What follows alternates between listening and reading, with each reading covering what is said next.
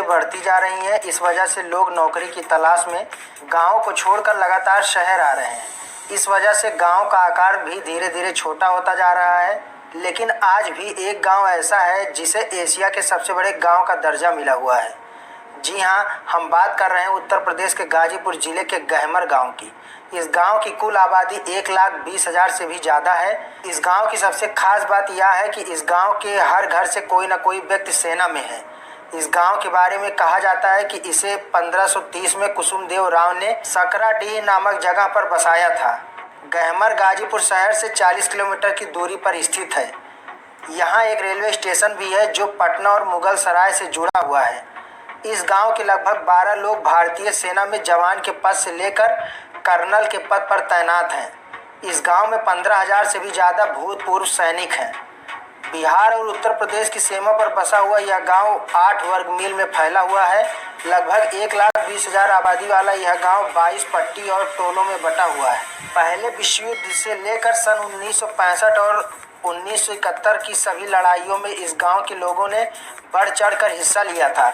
विश्व युद्ध के समय अंग्रेजों की फौज में 228 सैनिक इस गांव के शामिल थे। इनमें से 21 सैनिक मारे गए थे। उन सैनिकों की याद में गांव में एक शिलालेख भी लगा हुआ है। गांव के युवक गांव से ही कुछ दूरी पर गंगा तट के किनारे सेना में जाने की तैयारी भी करते हैं।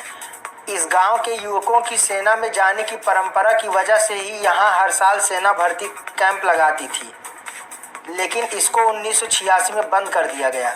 अब इस गांव के युवक भी देश के कोने कोने में होने वाली सेना की भर्तियों में शामिल होने के लिए जाते हैं।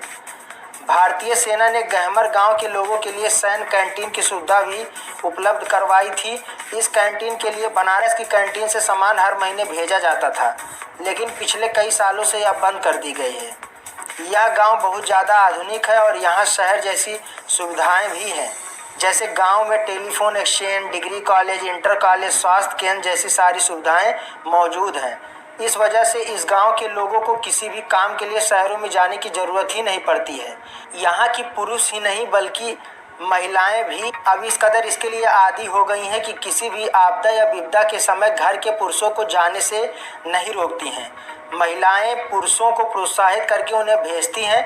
गहमर स्टेशन पर रुकने वाली लगभग हर गाड़ी से कोई न कोई सैनिक उतरता ही है। कभी कभी यह स्टेशन छावनी में भी तब्दील हो जाता है। दोस्तों, आज के इस वीडियो में इतना